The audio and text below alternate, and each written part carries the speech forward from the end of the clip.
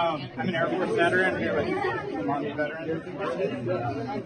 We're just wondering why we should voted for a war and kill thousands of our brothers and sisters.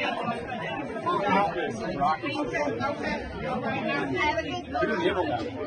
You also gave a medal to a man who enabled that war and caused that war. Your blood is on your hands as well. And you're disqualified. You're disqualified.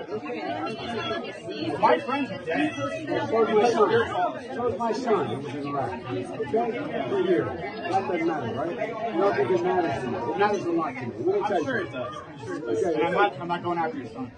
You better not. I'm not. I'm not going after your son. You were disqualified, sir. Disqualified. The blood is on your hands. Blood is on your hands. No. My brothers and sisters died in Iraq and Afghanistan. And he enabled that to happen. He enabled that to happen. He is disqualified. He is disqualified. No way he can be president. They are dead. Millions are dead in Iraq.